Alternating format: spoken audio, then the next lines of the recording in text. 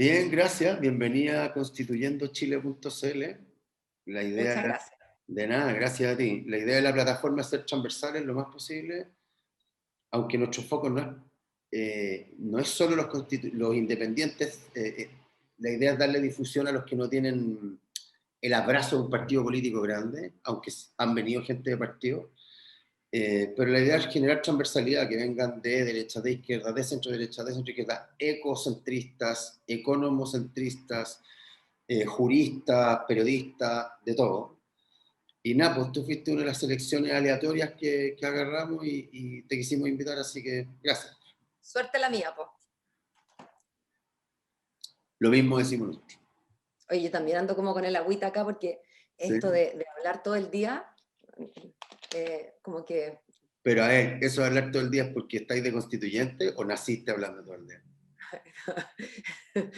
si estuvieran escuchando, si escuchan mis hermanos van a decir, o sea, cuando yo empecé a trabajar en radio, lo primero que dijeron es, Paola encontró su nicho, le pagan por hablar, como, pero ahora más que de costumbre. ¿No? La Pau va a llegar más relajada a la comida los domingos, que bueno. ¿Sabes qué pasa? Yo sí, yo soy buena para hablar, pero lo que la gente no sospecha, porque no se nota mucho al verme desde lejos, es que soy súper buena para la contemplación también. Y yo había organizado mi vida de modo tal, bueno, salvo hasta la pandemia, que eso ya cambió las rutinas de las casas, pero mi vida estaba organizada de manera tal que yo tenía muchas horas de silencio al día. Y a mí me gustan y creo que las necesito. De silencio del resto y de silencio mío. Y ahora, obviamente, eso no, ¿Sí? no sé. Bueno, Yo tejo, ponte tú, tejo, bordo, y eso es una actividad bien solitaria y que hago mirando las plantas, así como viendo las estaciones pasar, lo que puedo, ¿no? Pero ahora tengo guardado mi tejido bajo llave porque iba a puro juntar polvo nomás, po. de más. Paola Berlín, ¿cómo llegaste hasta acá? ¿Se te ocurrió un día? ¿Fuiste acumulando ideas, impulsos Mm, intelectuales, impulsos sociales? ¿Por qué estás mm. en la constituyente? ¿Te invitaron? ¿Cómo No, fue el camino para llegar hasta acá? ¿Por qué estás aquí? ¿por qué estoy? Bueno, supongo que hay una explicación de una causa más inmediata y causas más mediatas, si tú quieres. Y partamos por las últimas, que son como el último impulso. Yo creo que el estallido social, y probablemente esto nos ha pasado a muchos, incluso muchas personas que no están necesariamente participando de esta manera en la discusión constitucional, en el sentido de ser candidatos, pero el estallido social significó para muchos de nosotros un cachetazo fuerte. Yo tuve el privilegio de vivir este episodio de Chile desde la primera línea, que implica estar frente a un micrófono, ¿no? Y tratar de interpretar y de contarle a la ciudadanía, a nuestros radioescuchas, lo que está pasando. De eso se trata estar en noticias, ¿no? Nosotros, al menos en Infinita, no somos de boletines noticiosos, somos más bien de análisis, y ese era nuestro afán, y fue nuestro afán durante esos días y los días posteriores, pero fue un afán muy difícil. La verdad es que tratar de, en medio de esos días de tanta vorágine, de tanta breaking news, digamos, hacer una intelección un poquito más profunda de lo que estaba pasando, no era fácil. Y yo creo que todavía queda mucho por escribir de lo que pasó en esa semana, más allá de que todos podemos entender las causas más profundas, ¿no? Que Chile es un país desigual, no es algo que yo descubrí, y me imagino tú tampoco, que descubriéramos así como el 18 de octubre. Eso probablemente sea cierto para gente, a una, no sé, pues, muy poca gente, en muy pocos barrios, probablemente de ciertos grupos etarios más que de otros, en fin. Pero que Chile es un país desigual es algo que se viene hablando en la sobremesa de mi casa, digamos, eh, desde que tengo más o menos conciencia. Y uno además lo ha visto, lo ha tocado, bueno, es cosa de moverse un poco por Santiago en realidad y hacerlo con los ojos abiertos para que la realidad te hable sola.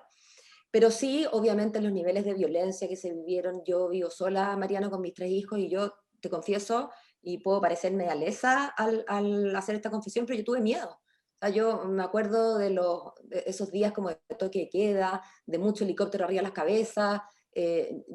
Mi papá murió hace hartos años ya, mis hermanos hombres, y que me perdonen las feministas, de las que yo me siento parte, pero aquí a mí me hizo falta como poder llamar a mi hermano mayor, a mi papá, a alguien que viniera a resguardarme, así una cosa bien edípica. Yo lo pasé mal en el 18. y también con la culpa de decir, ¿cómo lo puedo pasar mal yo si esto se trata de otros que lo pasan mucho peor, y lo pasan mucho peor por muchos años? Entonces eran muchos sentimientos muy mezclados, ¿no? Y bueno, se fueron sucediendo los días en esta verdadera vorágine, hasta ese famoso 15 de noviembre que no vamos a olvidar nunca, ¿no? Esa noche en que estábamos esperando este famoso humo blanco que saliera del Congreso. Yo me dormí contra toda mi voluntad, te juro que estaba como los monos animados con palitos en los ojos, y me quedé dormida como semi sentada con la tele prendida, y cuando me desperté en la madrugada muy incómoda, lo primero que hago es ver la tele, donde se repetían todos los canales del acuerdo, y fue como, por fin, uno que además ha sido tan crítica en general de lo que pasa en el Congreso, que vive, claro, yo más disimulada desde mi rol de periodista, pero la intimidad de mi casa y de mi silencio con mi tele, es como que uno vive poniendo los ojos para arriba. Y aquí fue, ok, se pusieron de acuerdo en algo importante, algo realmente importante, y yo te diría que esa mañana fue la primera vez que yo dije, ¿y si yo fuera constituyente? Yo creo que podría servir. Fue, además, ahora ya vuelvo hacia atrás, yo soy, a pesar de que ya te conté que trabajo como periodista, yo soy abogada de profesión, estudié hace muchos años Derecho Constitucional con muchísimo gusto, fue uno de mis ramos favoritos en la universidad, de hecho lo elegí como el ramo optativo para estudiar el temido y famoso examen de grado. De hecho, por ahí, creo que en mi Instagram está subido mi cuaderno, por casualidad, antes creo que del estallido social, me encontré con el cuaderno y fue como, ¡ah!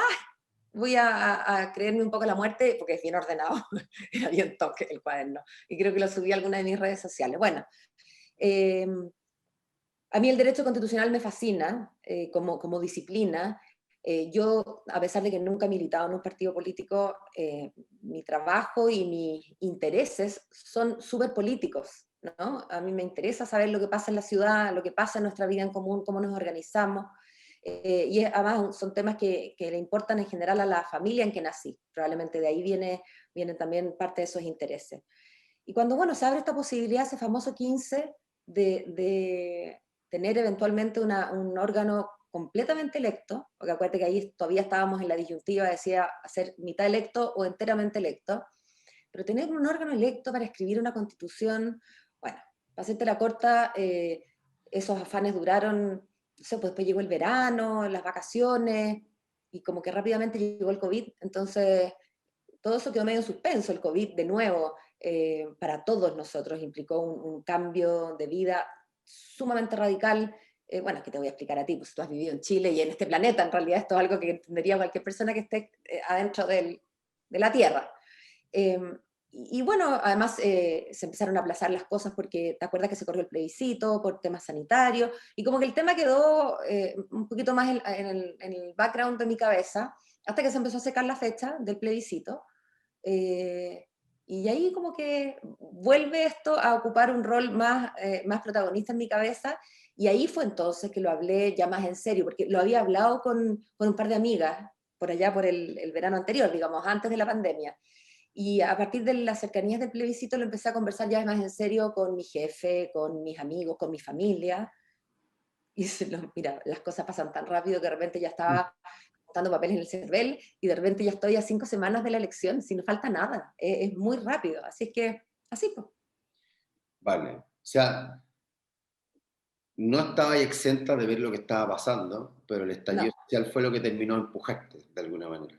Es que el estallido social no solamente empujarme a mí, sino que, bueno, finalmente terminó de empujar el tema constituyente. Es cierto que el periodo constituyente es algo que se echó a andar antes. Yo creo que en ese sentido hay que darle crédito a la expresidenta. Ella Sí, recogió esa hubo ahí sensibilidad. una mesa de trabajo, sí. Exacto, y no solamente una mesa ella de trabajo, ella fue la que convocó a estos cabildos ciudadanos, que en realidad se Sí, autoconvocaron y que permitieron a gente de distintas sensibilidades y de distintos mundos juntarse con su entorno próximo y conversar sobre Chile, algo que en realidad hacemos re poco, ¿no? Pero claro, definitivamente lo que terminó por precipitar ese proceso, por adelantarlo, por ponerle como una urgencia, fue el estallido, qué duda cabe, el estallido y luego la correcta eh, intelección que hicieron los partidos, porque a mí al menos el 80-20 que obtuvo el apruebo, me habla de mirado en retrospectiva, los partidos políticos y sus representantes en el Congreso, en contacto estrecho con Blumel, en La Moneda, bueno, hicieron una lectura correcta de lo que estaba pasando, porque si no, no se explica el 80-20, ¿verdad? Sí, es un punto a debatir. Pese a que la entrevista eres tú, yo creo que si tú miráis la televisión en los últimos 2, 3 años, sobre todo en el último año y medio, hay un relato bastante polarizado en los partidos, pero el 80-20 nos está diciendo que no hay esa polarización. Simplemente por matemática. Y ahí uno empieza a darse cuenta de las desconexiones que hay respecto de la dialéctica de los partidos hacia abajo, o desde el Olimpo hacia la plebe, por decirlo de Ah, alguna no, manera, y yo comparto. de la desconexión que hay un poco de los medios. Porque los medios le dan mucha ínfula, por decirlo de alguna manera, a esta polarización política en la dialéctica de la tele o de los medios. La radio quizás no tanto. No. No tanto, ¿cachai? Pero no sé por qué, no sé si hay una dimensión paralela en donde ellos estén haciendo una investigación y más allá de mostrar que destruyen la Plaza Italia, son bomberos, son saqueadores, no sé si me llamó la atención lo que pasó más en los matinales que lo que pasó en los noticieros, ¿cachai? ¿A propósito de qué? ¿Del 18? A propósito del diálogo que se armó en los Ah, matinales con respecto a invitar historiadores, sociólogos, antropólogos, políticos, etcétera, y de esa discusión que se abrió en los matinales, ¿cachai? Entonces, yo ahí, la verdad, Mariano, que desconozco, o sea, confieso ignorancia completa, yo no veo matinales más o menos desde que salí de la universidad, literal, ¿ah? No veo matinales, a veces cuando llego temprano a mi trabajo, yo tampoco, presencial, sí, podíamos ver matinal puesto porque Mega tiene un matinal y estaba puesto en la tele, pero en mudo, porque nosotros estamos trabajando, no, organizando aquí cosas. de repente invitaban, o sea, pasaba que estaba Gabriel Salazar, o estaba Atria, o estaba Cast, o estaba, no sé, psicólogos sociales, se dio una dialéctica ahí de debate muy interesante de por qué habíamos llegado hasta acá y empezó a haber un consenso. ¿Sí? Sí, sí, en todo caso, yo cuando me refiero a que los partidos o los políticos ese 15 de noviembre hicieron una intelección correcta, no estoy desconociendo aquello que comparto contigo plenamente, que los políticos en general, no me gusta generalizar, pero en general están desconectados y hay una alienación, si tú quieres, desde las cúpulas de poder hacia el resto de la sociedad, eso desde luego. Sí, o Lo que sí digo sea, es que el hecho de haber logrado ese acuerdo ese día, a mí me pareció una buena idea, pero después, cuando el 80% de la población dice, sí, sí, ¿sabéis qué? Démosle cauce a todo este sentir, y lo dice por un 80% en términos de hagamos una constitución nueva, pongámonos de acuerdo en un nuevo pacto, eso me hace mirar hacia atrás y decir, oye, ese día en realidad que la achuntaron, porque le dieron cauce de una manera en que el 80% se sintió interpretado. En ese sentido digo sí, que le doy mérito a los políticos. Yo creo que los políticos son en buena parte culpables de sí, muchas yo, o sea, cosas. creo que ese Entonces, acuerdo, antes de pasar al siguiente tema, creo que ese acuerdo era como de perogrullo, era como, bueno, se habían demorado 20 años en llegar hasta ahí y se demoraron tanto que no les quedó otra. Y sí, ya buena onda, pero a mí se me hacía como, compadre, hagan la pega. Suena fácil decirlo desde aquí, pero era como, ya. Oye, Paola, dígame. ¿qué le cambiaría a la Constitución? Así, a grueso modo, 3, 4, 5 pilares fundamentales. ¿Lo veis más por lo social, en primer lugar? ¿Lo veis más por lo legislativo, en términos jurídicos? Eh, en términos de que el Estado recupere ciertos commodities, derechos naturales. Déjame Dime, partir. ¿dónde partirías tú? Yo, al menos para responderte, partiría por el tema de la legitimidad. Yo creo que una de las cosas que a mí me queda clarísima es que la Constitución del 80, algunos prefieren llamarla la del 2005, bueno, pero todos entendemos a qué nos referimos, ¿verdad? Esa Constitución carga con un pecado de origen. Yo creo que es una Constitución imperfecta, yo creo que hay muchas cosas que tienen que cambiarse en el texto mismo, pero creo que también es importante hacerse cargo de este pecado original que tiene, ¿no? Y que yo creo que en lo político las cosas simbólicas importan y importan mucho.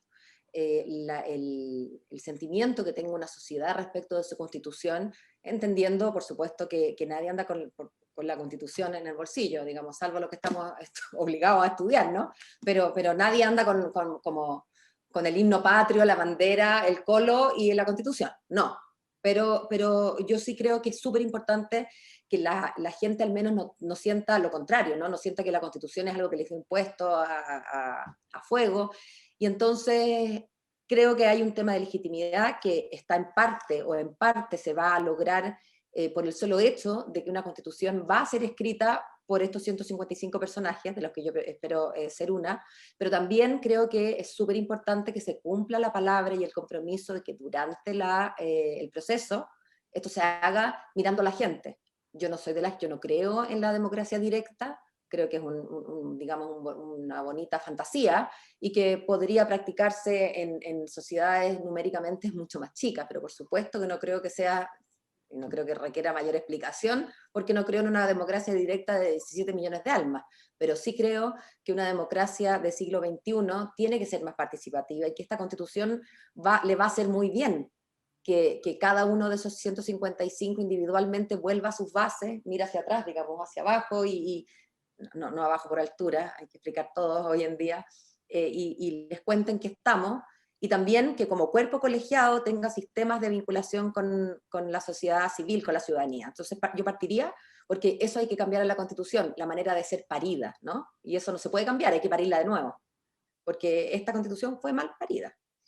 Luego, si tú me preguntas más en términos de contenido, bueno, yo creo que una de las cosas que a mí me duelen de la Constitución y creo que nos ha faltado, y que probablemente, bueno, quizás en los 80 no éramos tan sensibles a eso, pero hoy día creo que ya hemos aprendido, y el tema de la inclusión, y cuando hablo de inclusión no me refiero solo a las mujeres, que de hecho estamos, para buena suerte de todos, estamos representadas en una mitad, pero eso no basta, ¿no? Yo creo que tenemos que incluir criterios de género, criterios de inclusión en general para personas con discapacidad. Creo que es urgente, por ejemplo, que nuestras sesiones sean en lengua de señas. Yo no sé si existe la Constitución Braille, creo debe existir, pero creo que hay muchas maneras simbólicas y concretas de mostrarle a la ciudadanía que desde la Constitución, y bueno, luego tiene que permear toda la pirámide normativa, ¿no? Somos un país que vamos con todos avanzando lento a veces más rápido, a veces damos pasos para atrás, pero todos, ¿no? Sin dejar a nadie atrás, y creo que eso es algo que es un principio. Las constituciones en buena parte contienen valores y principios, ¿no? que sentimos todos como propios en un momento determinado, y creo que la inclusión, que es bien amplio, es no discriminar, es incluir, es etcétera. Bueno, eso creo que tiene que estar súper bien plasmado. Creo que también una de las cosas que yo le cambiaría a la Constitución del 80 es el rol y el tipo de Estado. Eh, Hay mucha gente que cree que el Estado chileno es muy grande, y la verdad es que si tú pones a estudiarlo en términos comparativos, el Estado chileno no es tan grande. De hecho, no es nada de grande. A mí, más que el tamaño, lo que me importa, diría el personal trainer, es como la calidad de aquello que conforma el tamaño, ¿no? No es tanto cuánto pesas, sino cuánta es la distribución de tu músculo y de tu grasa, por así decirlo. Y yo creo que el principio de subsidiariedad, del que se habla mucho, y que es un principio que en su dimensión política es importante, porque permite que los cuerpos intermedios y las personas no sean como fagocitadas por este órgano mayor que es el Estado, ¿no? Bueno, también es importante en economía, pero cuando se ha adoptado a ultranza, dejando a un Estado, a mi entender, anodino, como sin opiniones respecto de qué pasa con los ciudadanos, y también sin opiniones respecto de cómo se desarrolla estratégicamente un país, cuando entendemos que no podemos simplemente estar pensando en cómo crecemos hoy y mañana. Tenemos que tener alguna proyección, alguna visión más estratégica a largo plazo, ¿no? De nuestra matriz productiva, en temas de, ¿para qué decir?, en temas de sostenibilidad, en temas del agua, la cantidad de agua que vamos a necesitar y la escasez. Alguien tiene que estar pensando esos proyectos a largo plazo. Y ese es en buena parte debe ser el Estado, ayudado por los privados, lo que tú quieras, pero la visión tiene que venir, entiendo yo, desde esta entelequia que nos representa y que es el Estado. Y yo quiero un Estado más robusto para que controle mejor, para que fiscalice mejor, para que garantice ciertos derechos que me parece que son ciertos mínimos de dignidad, sin los cuales una persona no tiene ni la libertad para elegir cómo quiere vivir. Quiero un Estado más probo, un Estado más transparente, un Estado más eficiente, que está al servicio de la persona, nosotros somos los sujetos finalmente, pero que eso se haga carne. Y yo creo que exigir, quizás incluso mediante alguna acción administrativa, que el Estado nos responda de manera más eficaz, que las políticas públicas que adopta un gobierno que encarna durante esos años el aparato estatal, sean hechas con evidencia científica y no con meras tincadas. O sea, son varias cosas las que yo le cambiaría al Estado. Creo que ahí ya te di 3 ejes, no sé si... Sí, voy a aquí plantearte algo, ¿no? Que he estado planteando en algunas conversaciones cuando se toca este Estado subsidiario, Mm, y que roza un poco también con esta carencia como de políticas de desarrollo, quizás, ¿no? mm. Hay un libro, de hecho, de Aníbal Pinto, del año 59, El presidente, sí, The Real se llama Animal Print. Chile, un proyecto de desarrollo frustrado. Oh, El prólogo lo escribió Ricardo Lagos, de hecho. Y si tú leí el libro, no mm, está muy lejano de la carencia de políticas de desarrollo que tenemos hoy día, aparentemente. Es bien interesante ver que eso está ahí hace 60, 70 años. Dicho eso, voy a plantearte algo que le he planteado a varios. Se comenta mucho, yo también estoy de acuerdo, dicho sea de paso, que sí necesitamos más Estado. Tenemos una ausencia de Estado. Y eso no tiene que ver con ser estadista y que el Estado se haga cargo de todo. Simplemente que nos por proteja un supuesto, poquito más, ¿cachai? Que no lo tenga tan abandonado. Por eso también vivimos esta como anorexia cívica y estamos llenos de individuos y no de ciudadanos, etc. totalmente. Entonces, para ir al grano, ¿tú crees que el modelo del Estado subsidiario tiene que ver con que el modelo, con que la definición de subsidiariedad del libro está mala? ¿O tiene que ver con que el Estado subsidiario chileno tiene un Estado que nos tiene abandonados en términos de cuando concesiona carreteras, de cuando concesiona telecomunicaciones, de cuando concesiona miles de cosas, y no está bien regulado eso? Porque si tú miráis estados capitalistas o semi subsidiarios como el gringo, pareciera que los demócratas y los republicanos están bien de acuerdo en cómo regular el consumo. El consumidor está lleno de protecciones, y si te sale mal una gaseosa, pueden cerrar la planta. Entonces, ¿el problema será que el Estado es demasiado subsidiario o que estamos desprotegidos ante esa política subsidiaria y estamos abandonados de las políticas de desarrollo? ¿Qué opináis con respecto a eso? Yo creo que hay una mezcla de las dos cosas, como casi todas las respuestas a esta altura de la vida son respuestas complejas que tienen más que ver con los grises, Mariano. Yo sí creo que el Estado, a ver, la subsidiariedad, primero partamos porque sobre subsidiariedad se ha escrito mucho, muchísimo, una definición no alcanza a dar cuenta de las consecuencias y el alcance que tiene el concepto de subsidiario. Así como en lo básico, en tanto el principio de subsidiariedad importa la posibilidad del más chico de tener autonomía y de que no se le metan el más grande a decirle cómo tiene que hacer las cosas desde el lado económico, el hecho de que podamos tú y yo emprender en todo aquello que queramos y podamos, y solo aquello que no podemos hacer nosotros, venga el papá Estado y lo haga, las carreteras, la de, no sé, no sé, el agua para todo el mundo, etcétera.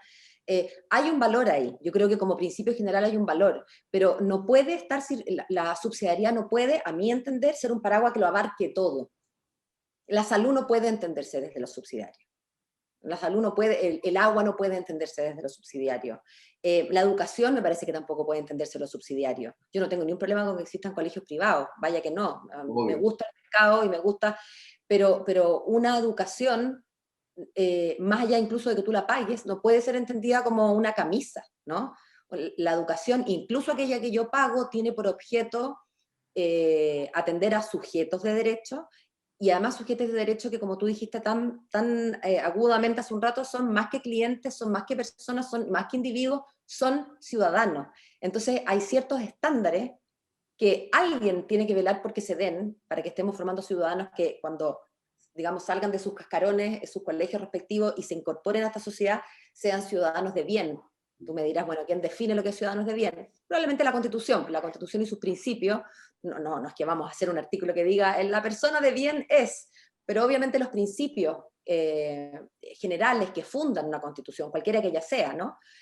Dan cuenta de la mirada que se tiene sobre el buen ciudadano o ciudadana. Entonces yo creo que la subsidiariedad no es mala, yo creo que buena parte de lo que ha pasado aquí un poco tiene que ver con la Constitución, otro poco tiene que ver con el modelo. Yo tengo la sensación de, más allá de lo mal parido que está esta Constitución, yo voté por el apruebo, quiero cambiar la Constitución, pero yo estoy segura que con ciertas modificaciones uno podría hacer de esto un país mejor. O sea, y el ejemplo lo tengo clarísimo en la vacuna. Es cierto, estamos en un estado de excepción, la pandemia, pero sin transgredir ni una coma la Constitución vigente, salvo a los 10% que fueron, bueno, que tampoco se nos agredió porque fue dentro del marco de las reformas. Yo tengo ciertos reparos sobre cómo se hizo, ¿no?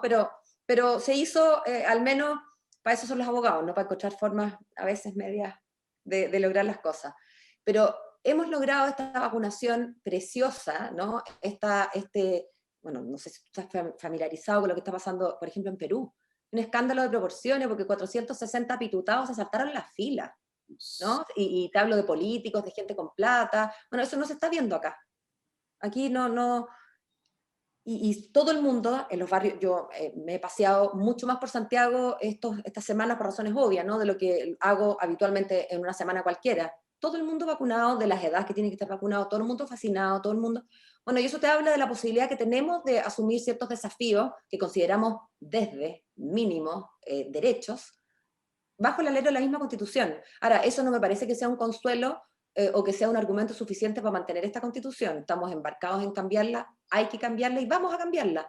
Pero yo creo que también tiene que ver con ciertos modos de ser de nuestra idiosincrasia, ciertas maneras de ser que se han instalado en la mala política, ¿no? En la mala gestión, en el clientelismo. Yo creo que todas esas malas prácticas al final redundan en un Estado que dedica alguna parte de sus energías a cosas que no debe.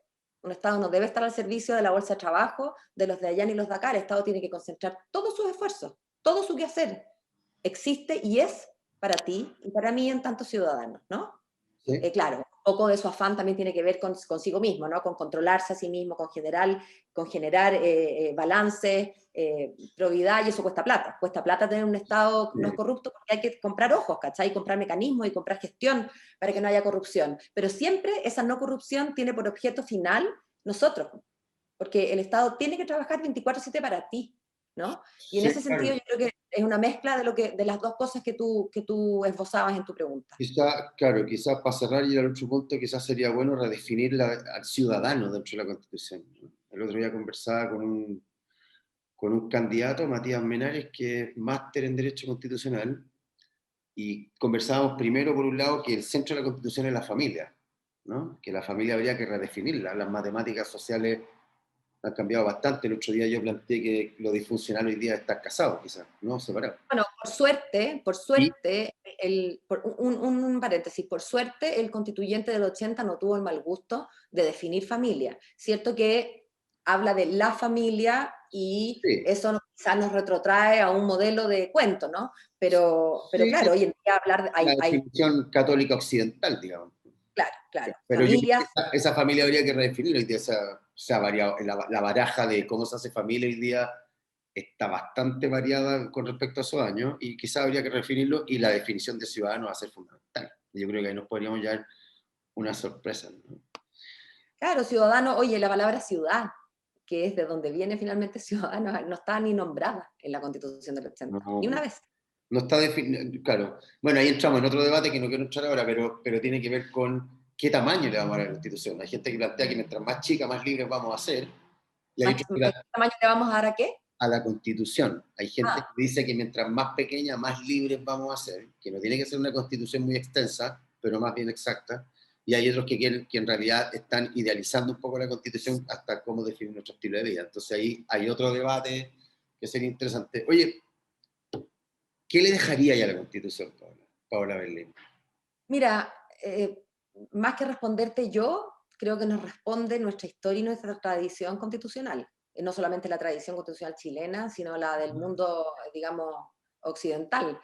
Hay principios como la igualdad, la dignidad, bueno, y que además están todos consagrados en tratados internacionales, porque hoy día hay un consenso universal, de nuevo, en este lado del mundo, sobre principios sobre la supremacía constitucional, la dignidad consustancial del ser humano, la igualdad ante la ley, el debido proceso, bueno, la formulación de garantías que asisten a todas, de derechos que asisten a todas las personas, en el artículo 19, no solamente a los chilenos, sino que a todas las personas, también me parece que es algo que hay que mantener, más allá de que creo que hay que darle una vuelta de tuerca más o menos importante a ciertos derechos sociales que están consagrados como con una letra muy bemol, muy gruesa todavía, ¿no? Sí, porque aunque estén, parece que el estallido tiene bastante que ver con que no existen, más allá de que estén escritos, ¿no? Claro, claro.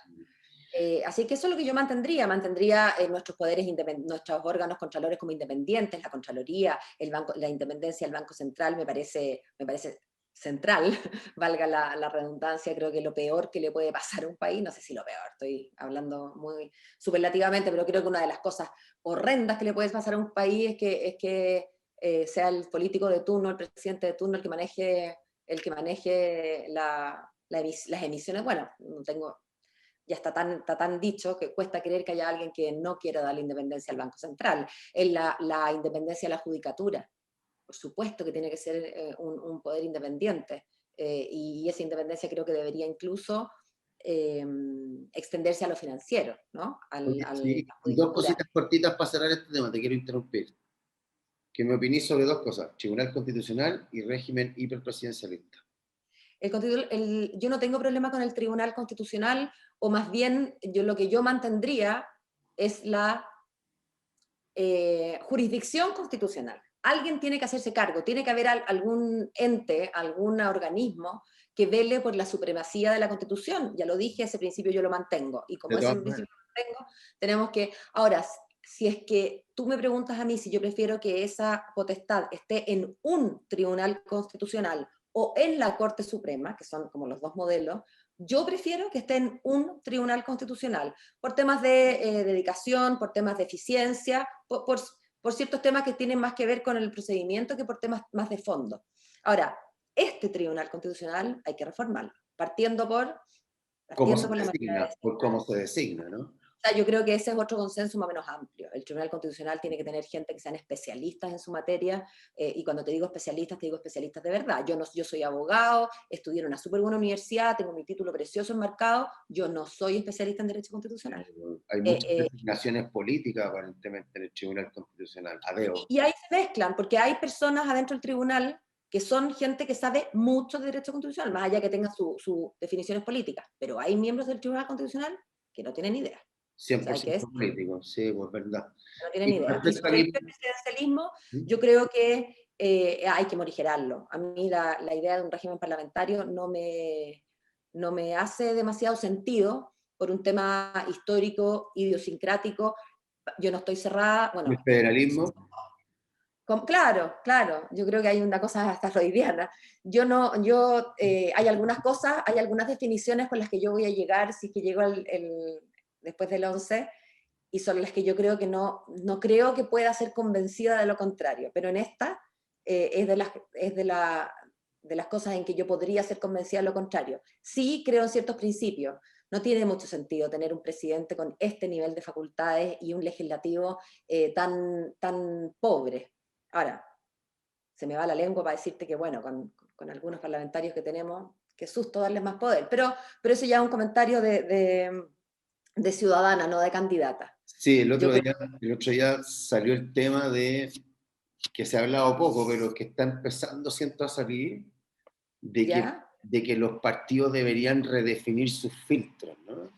Que los filtros de los partidos para dejar ingresar gente a la que llevan a una cierta cúspide olímpica o de limbo político, han bajado mucho su calidad, y parece que están todos de acuerdo en eso, y parece que es un tema que está empezando a salir, pero no por parte de los partidos. Claro.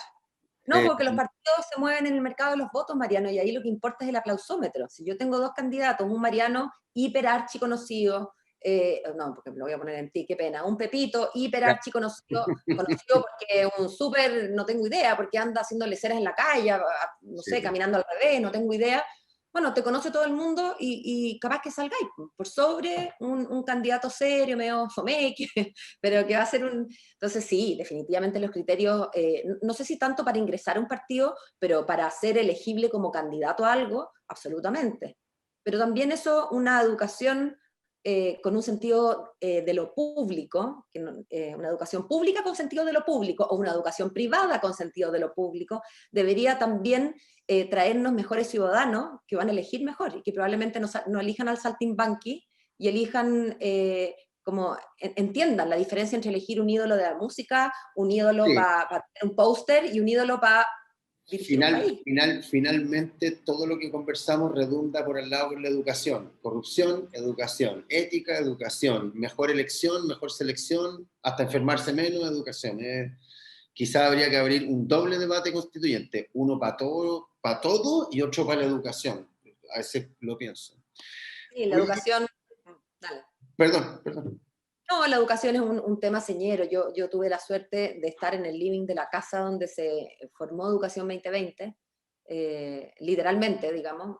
Mi padrastro escribió la columna, una columna como escribía todas las semanas en la revista ¿Qué pasa?, cuando existían revistas, y Mario esa columna, Weisblut, ¿te refería a Mario Weisblut? claro, Ya, él es mi padrastro. Se casó con mi mamá cuando tenía 17 años. ya. Eh, y entonces Mario inventó, o sea, no inventó, y escribió esta columna, que era un tema que se venía hablando en la sobremesa de mi casa por mucho tiempo. Se le acercaron un par de alumnos de ingeniería, Mario es ingeniero y era profesor de ingeniería en esa Sí, época, y me decían, profe, ya, pues, ¿y qué hacemos? Ya, está como el loli la cuestión, ¿y qué se hace? Y bueno, se generó este movimiento, que al principio era un movimiento ciudadano de 4 pelagatos. 4 eran de la casa de Mario y otros 4 eran unos cabros de Bochef. Y me acuerdo que partimos al Congreso, yo te diría que invitados como al primer mes, no era nada de Educación 2020. Mi mamá mandó a hacer unas poleras, llegamos al Congreso y había que llenar unas fichas sobre quiénes éramos. Entonces, Mario Weisblut, director ejecutivo. Mi hermano chico, Nicolás Weisblut, eh, encargado computacional. Paola Berlín Rasulich, secretaria tesorera. general. Cualquier cosa, y entramos al Congreso, bueno, y después esto fue adquiriendo más fuerza, se transformó en la fundación que hoy es, y te lo cuento porque denota la preocupación de mi casa y bueno, también la mía personal por el tema de la educación. Yo creo que la educación es la base. Yo lamento que los programas y las decisiones en educación queden liberadas a los gobiernos simplemente de turno y no hayamos logrado alguna estructura supra gobierno de turno, en que las políticas importantes, como en la Cancillería, con todas las diferencias que eso tiene, pero son políticas que van por sobre lo que está pasando abajo. Te elijo, te deselijo, te acuso constitucionalmente, cambia la Cámara, cambia la mayoría, pero nuestro proyecto de educación, dado que esas cosas requieren de cierta consistencia, porque es como una fábrica en que el producto se demora 15 años, ¿no? Entonces, si estoy cambiando... Yo no quiero desviarme hacia Mario, pero me acuerdo que la primera cosa interesante que le escuché a Mario fue que hoy día fue uno de los que abrió este debate, o sea, siendo honesto. Pero dijo algo bien interesante, que dijo, la Constitución chilena es totalmente ideológica y está totalmente diseñada de manera ideológica. Y eso quedó bastante instalado en tolerancia cero, en aquí y allá. Y a partir de ahí se generó harto debate. Yo creo que Mario ha sido bastante importante en ese proceso, así que ahora puedo entender un poco la calidad de tu sobremesa. Mm. Oye, a ver, pese a que tú eres abogada, estáis bastante metida en medios. Hablemos un poco de medios. ¿Dónde veis tú los medios dentro de la Constitución y dónde está, según tú, o qué crítica te gustaría hacer en torno a los medios con respecto al proceso, con respecto a la evaluación y al diagnóstico de la dialéctica o del relato en los medios? Sí. Hablemos un poco de eso. Sí, a ver, los medios, bueno, ¿dónde tienen que estar en la Constitución? Bueno, en la garantía de libertad de expresión, ¿no es cierto? Y hay garantías económicas que permiten que tú y yo fundemos un medio. O sea, los medios de comunicación, no me imagino un capítulo dedicado a la tele y a la radio, digamos, por más que me guste mi pega y la crea fundamental, no va por ahí el trabajo. ¿Se escuchan unos platos sonando? Nada grave. Suponemos Ya, que es una casa de una mujer que se dedica a su familia también, así que es que está tengo muy una persona bienvenido, que muy bienvenido, muy bienvenido. tengo una persona que viene solo 2 veces a la semana, entonces cuando viene no importa que me tabulla, porque por Dios que se la necesita. Ya, Venía la ayuda. eso en términos de los medios, a mí me cuesta hacer crítica. Yo creo, no sé si yo soy la persona más adecuada para hacer críticas. Las tengo, por cierto que las tengo como ciudadana y las tengo como en ese doble rol, ¿no? Desde adentro y un poco desde afuera. Pero yo soy parte de un medio de comunicación y me gano la vida en medios de comunicación hace más de una década. Entonces yo no sé si el conflicto de interés evidente me permite a mí ser una voz, digamos, tan autorizada. Ahora, hablar también de los medios es de nuevo una generalización odiosa. Yo creo que hay medios que se han tomado las cosas con seriedad y hay medios que se las han tomado más al circo. ¿Cuáles son Eh, cuáles? no soy capaz. Ya. No soy capaz. Yo Bueno, creo yo asumo que la gente que nos está escuchando va a hacer su lectura y esa lectura es válida. también creo que los periodistas, yo no tengo ningún problema con que los periodistas tengamos opinión. De hecho, yo tengo opiniones y creo que se nota cuando tomo un micrófono en mi rol profesional, pero el intento de tratar de ser ecuánime es algo que no tiene que abandonarnos nunca, siempre entendiendo que es un intento, tú nunca lo logras, así como tampoco la pretensión de objetividad. Eso no No, existe, pero porque es, si es una es cosa tener objetiva, la actitud y la intención, ¿no? es tener la intención, sí. Y yo a veces siento que hay algunas voces, eh, bueno, pero esto les pasa a todos los humanos, ¿ah? Pero claro, cuando un humano tiene un micrófono cerca, es más significativo porque repercute más. Los seres humanos, y esto como que te lo hablo desde la psicología, ¿ah? Tendemos a tener nuestros prejuicios y nuestras sospechas, y luego salimos al mundo y confirmamos las sospechas, ¿no? Porque vamos adaptando aquello que vemos para que quepa dentro de mi, digamos, esquema de Sí, sospechas preexistentes. sí. Sobreponerse a uno mismo en ese sentido es un ejercicio súper difícil, Ujú. porque la subjetividad es parte de nuestra vida. Yo estoy, desde que nazco hasta que me muero, amarrada a mis zapatos. Yo hago el ejercicio de tratar de ver las cosas como Mariano, hago el ejercicio de entender a mi pareja, hago el ejercicio de ponerme en los zapatos de mis electores, pero ese siempre es un ejercicio, es una ficción, ¿no? Tú no te pones directamente en los zapatos de otro. Cuando uno es periodista tiene que, y sobre todo cuando uno está, digamos, como interfaz entre la ciudadanía y lo que está ocurriendo, creo que esa exigencia tiene que ser como, y es difícil, ¿eh? Yo no me pongo a mí como ejemplo de nada a esta altura de la vida, pero creo que a veces se vuelve un afán en que quizás hemos sido menos rigurosos, algunos más que otros, no quiero como singularizarlo, pero creo que ahí hay un tema de crítica. También hay un tema que es inevitable, todo el mundo comprende que la noticia es que se caiga un avión, como nos enseñaron en la primera clase en la escuela, y no que el avión llegue a destino. Entonces, la verdad es que muchas veces la gente se queja, un poco con razón y un poco sin razón, ¿cómo es posible que lo único que muestran en la tele son escándalos, malas noticias? Entonces después se quejan que la gente dice que Chile es el peor país del mundo, porque Chile no es el peor país del mundo. A ver, vamos por partes. Chile no es el país peor del mundo. Claramente no es. Vayas a Yemen. O sea, se está lleno de países que son peores que Chile. Ahora, eso no puede ser un consuelo para la gente que lo pasa mal. Por cierto que no. Pero es verdad que a veces uno prende la tele y ve todo el día cosas malas. Pero de nuevo, ¿qué quieren? Que las noticias estén... Hoy día hubo una entrevista en Zoom y no hubo ni un problema, no hubo ni un chascarro, no hubo ni un... el aeropuerto internacional de Santiago recibió a todos los aviones en horario y se fueron todos en horario. Bueno, así no funcionan las noticias. Pero sí, yo creo que nos falta televisión pública, nos falta televisión con afanes públicos, nos falta educación, de nuevo, la televisión y los medios tienen un rol que cumplir, y no estoy hablando solamente de Teleduc, entiendo que el showbiz es un negocio y fantástico que así sea, y que haya, digamos, tele para todos, y al que le guste el reality, al que le guste el baile, al que le guste, pero yo siento que, claro, Chile es un país chico y tiene una oferta un poco chica también.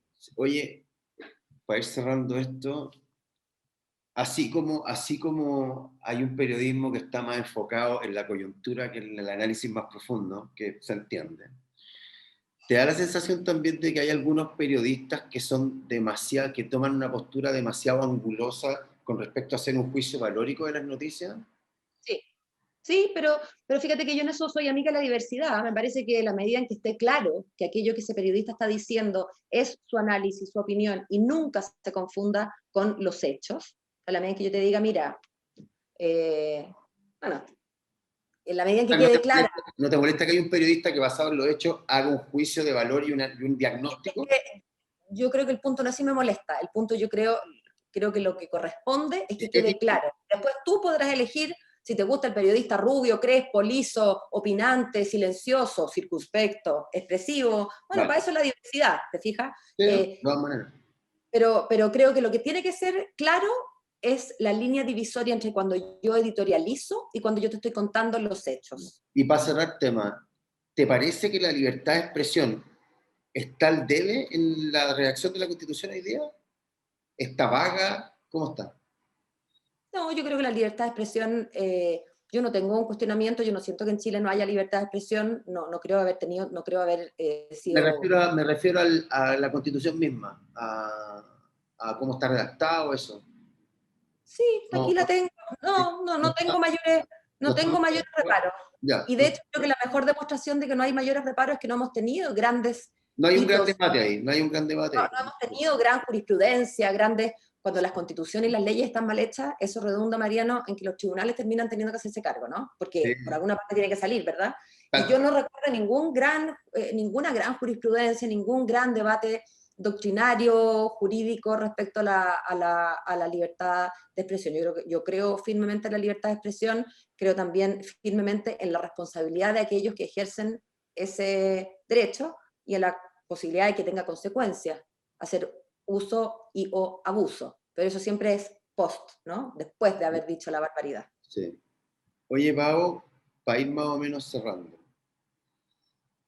La idea es que nosotros sepamos quién eres y ya me gustaría que toda la gente, que es lo que trato de hacer, sepa con quién estamos hablando. Sobre todo para la gente que no viene de estos bloques partidistas enormes, con estas arquitecturas grandes y bien armadas.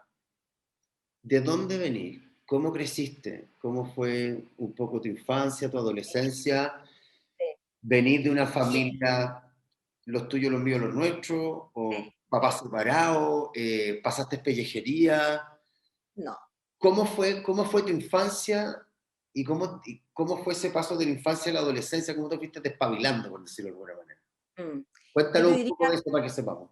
sí, es tan difícil, yo entiendo perfecto, yo cuando, claro, uno quiere conocer a alguien, le interesa saber, incluso a veces más que exactamente qué opina sobre el inciso tercero, es cachar quién es en el fondo, ¿no? Y yo creo, Mariano, que en esta elección debería tratarse también mucho del carácter de las personas, por la manera, Creo que por tu el carácter ya está bastante claro, Paola Berlín. No sé, no sé. Yo creo que las personas somos, bueno, seres complejos, de muchas caras, no necesariamente de dobles caras, pero somos seres súper complejos. A ver, yo nací en una familia de inmigrantes por todos los lados. Yo creo que lo más cercano que tengo, o sea, mis papás son chilenos y algunos de mis abuelos nacieron en Chile. Los demás son ya una generación para allá, son todos europeos. Polonia, Croacia, Ucrania, son los países y los acentos con los que yo crecí. Yo crecí en una familia chica, mis papás se separaron cuando yo era muy chica, en un mundo en que la gente mucho no se separaba. Entonces, eso ya creo que marcó una cierta singularidad de mi vida, ¿no? Sí. Como que yo siempre fui un poco un bicho raro, no rechazada, no tengo grandes traumas, pero judía, papá separado, un poquito, mucha personalidad para una mujer en los años 70, 80, ¿no? Siempre fui como un bicho raro un poco. Mis papás, como te digo, se separaron, yo tuve la suerte de tener un papá muy, muy, muy presente, a pesar de los separados. Tradiciones judías por una parte, croatas, el otro abuelo hablaba italiano junto con croata, mi abuela hablaba ruso, el otro murió con acento polaco, o sea, muchas comidas distintas, muchas cosas distintas. Yo creo que también la diversidad y como el respeto, y no solamente el respeto, como el dedito para arriba con la diversidad, viene un poco de ahí, ¿no? Además tuve la suerte, yo no pasé pellejería. Tuve la suerte de tener un papá y una mamá que siempre contaban que la mejor plata gastada era la plata en viaje. Yo me acuerdo que mi papá, esto como que no me escuchen los profesores, pero yo era bien buena alumna en el colegio, ¿eh? Bien, bien buena alumna, pero faltaba harto a clase. Entonces, mi papá decía, no sé, pues, nos vamos a Grecia, 12 años, Grecia, Israel, el Cairo, ¿ah? Entonces, coincidía con que estábamos estudiando en el libro Santillana de Historia, entonces mi papá decía, ¿qué libro de historia? Yo no le diría eso a mis hijos porque yo estoy alineada con el colegio siempre para que los cabros no se me desbanden, no sé si me ha resultado, pero es como, ¿qué libro de historia ni libro de historia? Nos vamos de viaje, chao. Faltáis 3 semanas al colegio y se acabó. Entonces tuve mucho como roce con otras culturas, con otros idiomas, con otros colores de gente desde muy chica. Yo le trato de explicar a mis hijos que la primera persona de descendencia africana que yo vi en Chile habrá sido hace 7 años, 8 años. Y no fue en un libro de historia. Pero yo me he vinculado con gente de todos colores, para mí es muy normal que un hijo mío se case con alguien oriental o con alguien africano o con alguien, nunca significó esa fantasía un problema, la típica cuando éramos más chicos, Mariano. Ay, no sé, yo no soy racista, ya, pero si tu mamá o sea, si tu hijo se casa con un negro o tú, bueno, ¿Cuál es el problema de... Ay, un gato. Como que la diversidad entonces y las mezclas, sí, los mamíferos, los gatos. Enorme. El otro día me lo dijeron, es adoptado el pobre, y parece que está muy bien alimentado aquí. Bueno, entonces esa era mi familia. Yo, de una familia bien poco política, yo te diría que mi familia era una familia de harta cultura, de mucha sobremesa, permanente diccionario en la mesa, alguien decía, ¡ay! Comí como Heliogábalo. ¿Qué es Heliogábalo? Paola, a buscar el diccionario, mucha como curiosidad intelectual y científica.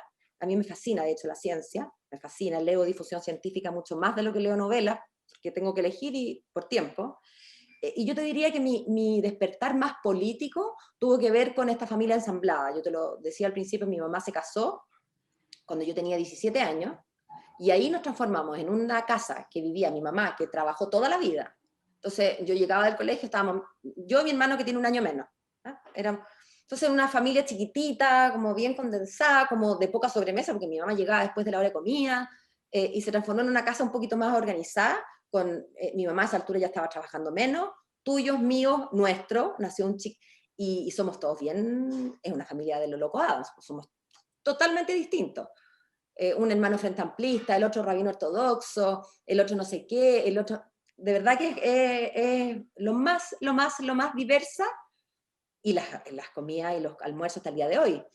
Son súper apasionados, nos queremos, nos llevamos muy bien, pero yo creo que la presencia de Mario fue un súper aliciente. Yo no tengo el contrafactual, pero fue un buen comienzo de mis intereses, y yo creo que de los intereses de mis hermanos también, en la cosa más política, y no político-partidista. Mis hermanos yo creo que no han militado nunca, Mario en su momento militó, hace años que ya no milita, mi mamá tampoco ha militado nunca, pero el interés por lo público yo creo que empezó a surgir a partir de eso, de esas primeras conversaciones, que bastante tardía, yo tenía 17, hay gente que tuvo estas conversaciones, se espabiló antes. Yo me habré espabilado en otras cosas quizás, pero en esos términos, no, sí, porque yo, sí, el hecho de tener papás separados, el hecho de yo viajaba, después mi papá vivió fuera de Chile, yo viajaba mucho sola, entonces en ese sentido era como bien, como crecí un poco antes de tiempo, pero en términos sociales, que es lo que importa aquí, yo creo que eso fue en realidad como a los 17. Vale. Oye, Paola, estamos llegando al final, te agradecemos la entrevista. Están bastante claras tus posturas, sobre todo los ángulos desde donde opináis, diría yo. Y para terminar, cuéntanos en qué lista vais, cuál es tu distrito, y dale. Voy en la lista del apruebo, en un cupo del Partido Ciudadano, que es un partido chiquitito, bueno, no sé si la gente se acordará, pero el partido que en su momento fundó Andrés Velasco, que es un partido chico que está, yo creo que no me equivoco si digo que no tiene electos todavía cargos de representación popular, ahora está con candidatos a varias cosas, entre ellos, bueno, los independientes, porque hay muchos independientes, y uno de esos soy yo. Mi distrito es el distrito 11, que todavía la gente no lo tiene muy incorporado, porque como cambió el marco de los distritos, el nuevo 11, digamos, el 11 ahora es Lo Barnechea, Peñalolén, Vitacura, La Reina y Las Condes, un distrito grande, bastante heterogéneo, y eso, y espero que poder representar bien ahora, sí, representar bien al distrito, y finalmente, bueno, trabajar para todo Chile en realidad, así que llego a ser una de esas 155 afortunadas que cuentan con la confianza de mis compatriotas. Bueno, gracias Paola Berlín, te deseamos suerte en la elección. Constituyendochile.cl está siempre abierto a que vengáis a debatir, a compartir tu idea. Esa es la idea de la plataforma, y nada, pues, gracias, ayúdanos a difundir. La idea es que vengan todos los independientes y los no independientes también, y conversemos, que cada uno diga qué es lo que quiere aportar para que la gente sepa qué opinan, ¿cachai?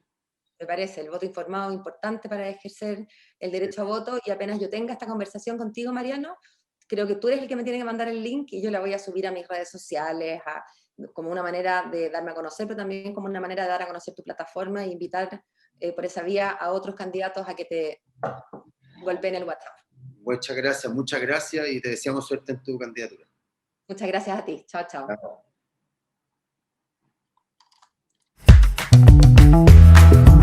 Chao.